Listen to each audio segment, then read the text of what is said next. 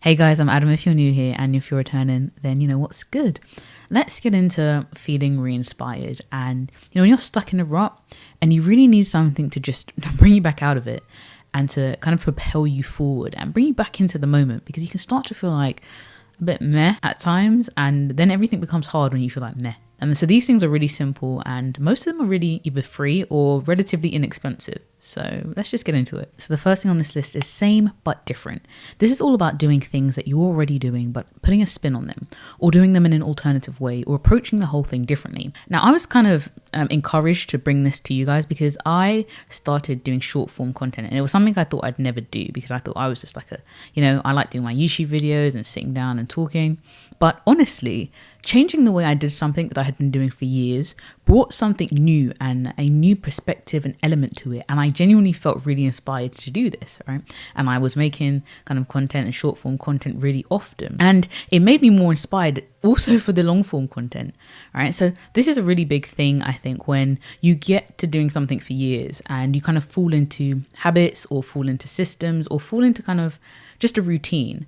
And so you can start to lose that kind of zest or inspiration for the thing, whatever it is, right? Even if it's something like learning to code or something like that. Like maybe the way that you're doing it is not tapping into something that could really set this whole thing on another course. Or maybe you need to try this other way just to know that actually the way I've been doing it is really good and I feel invigorated and I'm back out of my rut and I'm ready to go again. So the next thing on this list is to add spontaneity to your life, right? Add surprises. Now I saw this brilliant thing where people have been putting activities in a jar. Well, I think they were doing it for dates, but I think you could just do this at any point. Right? Random activities, you write them all on a piece of paper, put this in a jar or some kind of container, and then as like weeks and months go by, you're going to randomly pick these things out.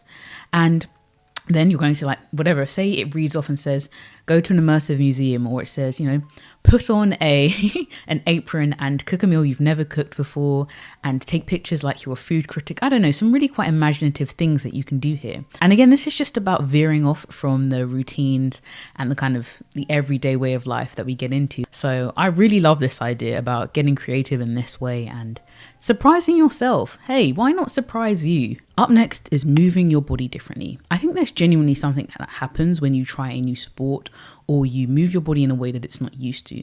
You have to become very aware of what's happening, not only just around you, but your body itself. Like think about the first time you maybe tried to lift a weight, or you tried to go to yoga, or you went rock climbing. Like suddenly you was very aware of everything that was happening, right? And what's brilliant about that is it forces you to be more connected with your body. I think when you're stuck in a rut, it almost can feel like you are watching yourself, right? Like you're watching your life happen. You know what happens next, or, nothing crazy's happened lately. So it's almost like an out of body experience, I think, when you're stuck in a rut. So this very simple act of, if you go to the gym, trying out a new workout or trying out a different way of approaching it, or, you go to a different class or you try something that you've never tried before. Guys, I want to go to puppy yoga. I was booked in for it, but I had to miss it because something else came up. But I'm definitely going to go to puppy yoga. If you don't know about this, it's just the cutest thing ever. I'm getting distracted again. Like simply moving your body in a different way, I think, is a real cheat code. And I've seen quite a lot of videos that are talking about the importance of how we connect with our bodies, even throughout the day. Like even when you're sitting at your desk for hours and you haven't moved your body, like in any real significant way, the stiffness that brings, the kind of what that does, not just for your physical state, but the mental state of being in imagine this, like this doesn't breed, I don't think, or always breed creativity.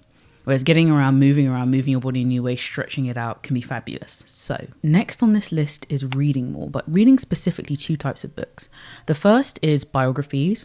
I always feel like when I read somebody's story, especially if it's inspirational, which I typically go for, unsurprisingly, it really brings out something in me. There's something about seeing other humans achieve things and, become these amazing things or overcome obstacles that really invigorates one. And like, if they can do it, like, why can't I? Why can't I at least try?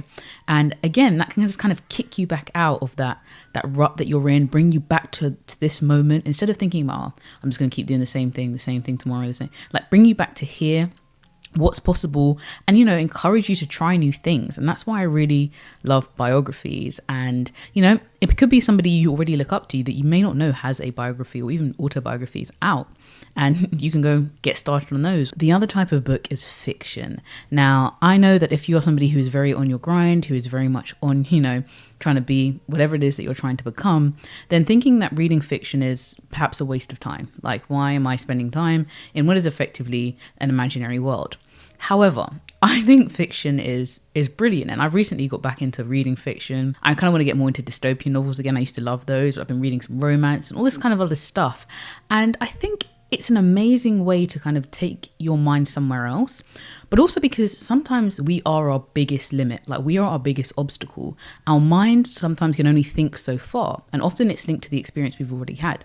And so while it might sound wild, like a novel about aliens or whatever, it's funny what can happen when you read stories that transcend what you come face to face with every day, right? Like if you're trying to go beyond the rut that you're in that's linked to your everyday monotony, then reading something that can be so far removed from you can again just like throw you back into the present, or actually just make you excited again for what's possible. And you may start to think that things come into your mind. I think often when I'm reading, or when I have been reading, my creative juices are like flowing a lot more, and I can tap into that because I'm tapping into somebody else's creativity at the same time. It's like some sort of like Neuralink thing going on.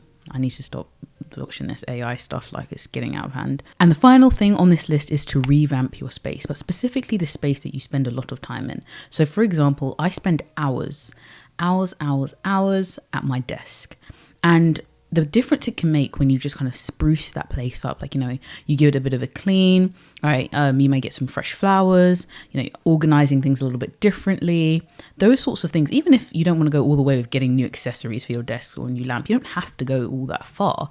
But those small things, like just reviving the space that you spend so much time in, can be really important if you are, again, stuck in a rut and feeling just a bit meh. So that's it. Feeling re-inspired, getting out of a rut. Simple things, but I think sometimes the simpler the thing or the simpler the answer, the more effective often it is. So see you in the next video.